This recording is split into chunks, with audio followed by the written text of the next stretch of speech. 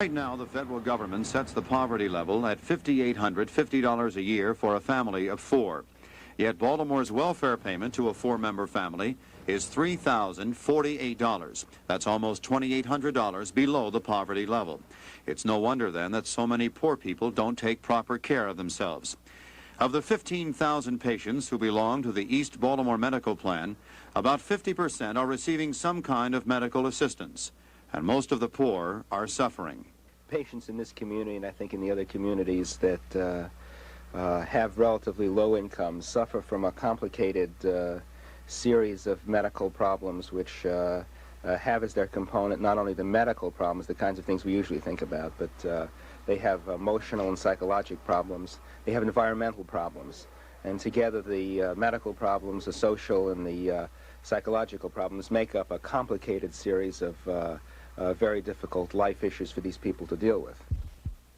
Dr. Morris says much more must be done to help poor people, like making it easier for them to have heat, and in the cases of families with sickness, a telephone, which Dr. Morris says can be the difference between life and death. Being poor is a way of life for Ruth and Dennis Carter and their 5 children. The Carters live in the Cherry Hill projects. Dennis has just finished serving 5 years at the House of Correction at Jessup for attempted murder. Since getting out in June, Dennis has been looking for a job, any kind of job. He's had no luck.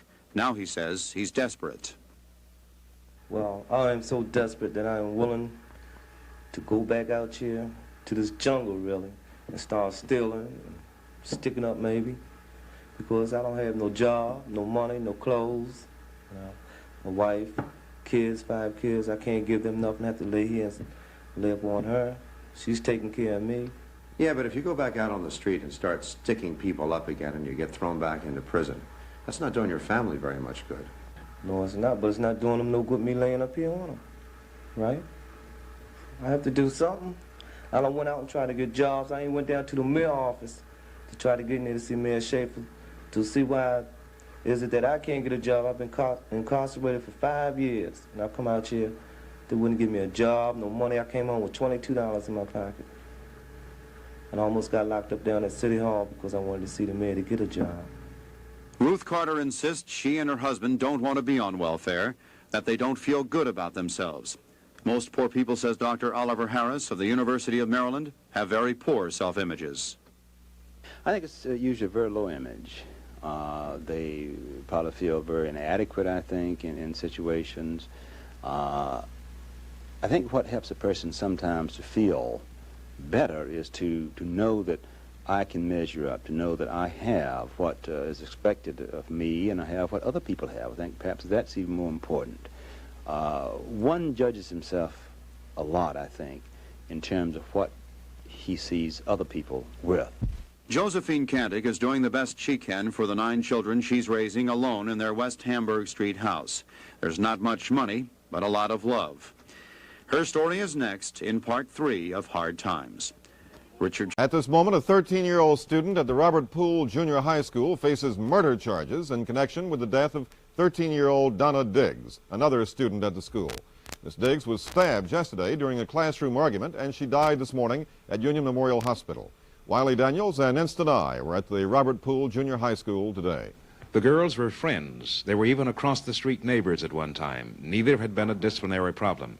Though some students say they knew the two were feuding, the incident caught school officials by surprise.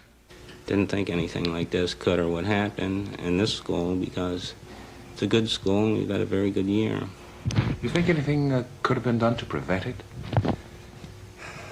I don't think so. Under the circumstances, everything happened so fast. And evidently, the teacher involved took whatever action could be taken at the time. Yes and no.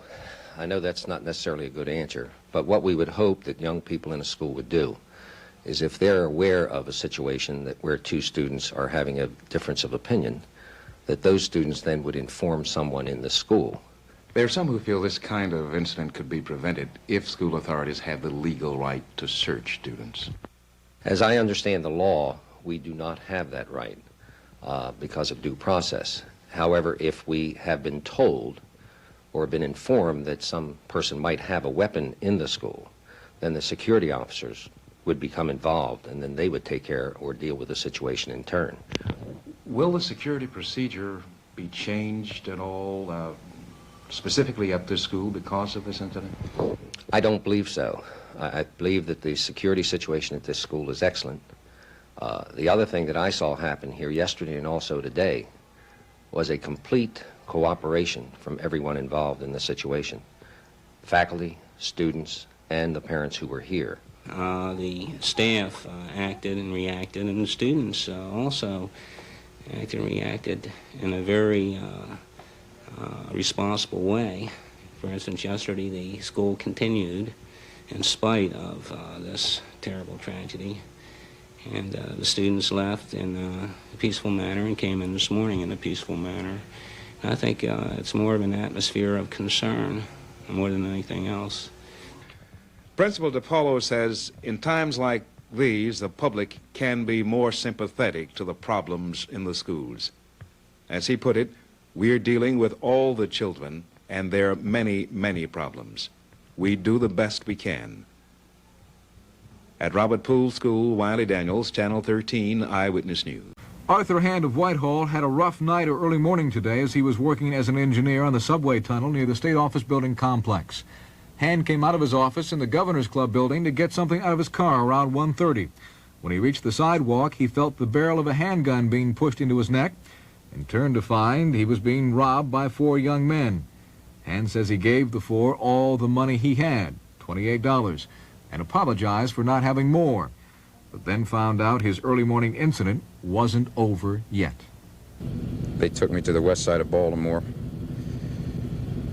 bought some liquor at a liquor store, got back in the car, made intimations that they weren't going to hurt me, and then snickered every time they made the intimations. So I figured it was about time I did something. I picked up a steel bar up off of the seat in the automobile and struck one of them, breaking the bottle and sending the gun to the floor. I took the broken bottle and cut the other one up with the bottle, kicked the door open and jumped out, dragging 2 of them with me, and ran to the help where the policeman was making a business check at the next block, and he assisted me from there.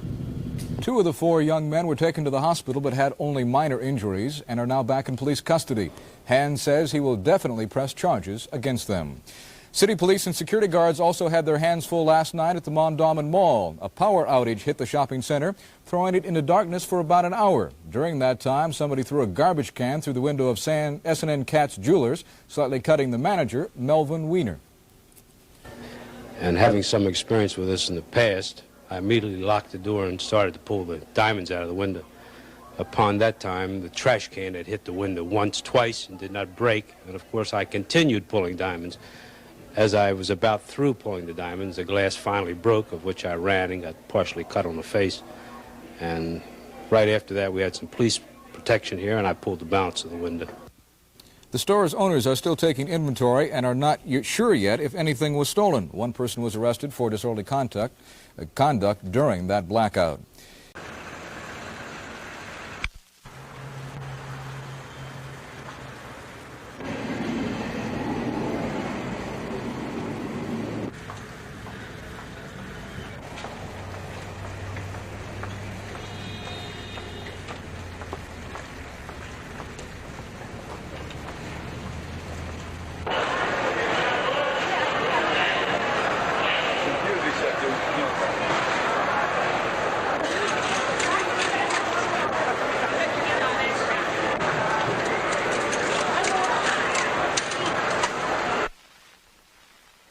Pretty good. It's improving each day.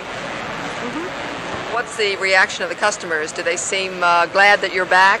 The majority of them do. Of course, we have had a few that weren't so pleasant, but compared to the ones that were, why, it's been real nice coming back. How about you? Is it good to get back to work? Wonderful. And selling the best products in Baltimore City. Can't beat me. It's very good. They've been in business for over 70 years, and I think that speaks for itself.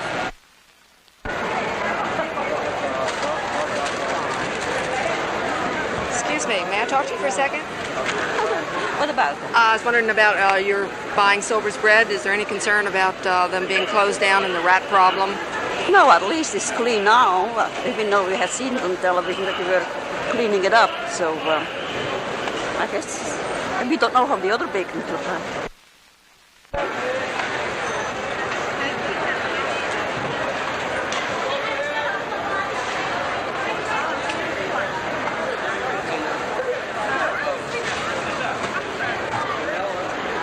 Spirited enough to go out in the snow and brave the weather. One place you can go is to see the new art show at the University of Maryland, Baltimore County. Al Sanders previewed the exhibit, which features works created by 7 inmates of the Baltimore City Jail. The Theta Chi chapter of Kappa Alpha Psi opened for the second year in a row this special exhibit of art created behind the bars of Baltimore City Jail. Special in that this exhibit offers exposure some of these inmates would never get. Ralph Scott, the Art Resources Director, coordinated the program that's responsible for molding the talent of these incarcerated artists. Their work says a great deal about the program. Inmate Gerald Fotherly's work, for example, is characterized by the facial poses of his subjects. His use of facial lines gives his subjects strength. Notice how each portrait is highlighted by the subject's eyes. These exhibits also answer some of the practical needs of the inmates, for they not only help to give these men job incentives, but buy some of the tools needed to express their talent. Paintbrushes, paintings, anything other than chalk, because that's mainly the materials that they're working with, chalk and paper. You notice they didn't have frames for their work. We used cardboard and what have you. I would say that anything in the line of art, pens, inks, the works. The special exhibit will run through February 12th in UMBC's library, then shift to Hopkins University. Gallery hours vary. Monday through Thursday, 8 a.m. to 11 p.m. Fridays, 8 to 5. Saturday, 10 to 4. And Sunday, 1 to 9. At UMBC, I'm Al Sanders, Channel 13.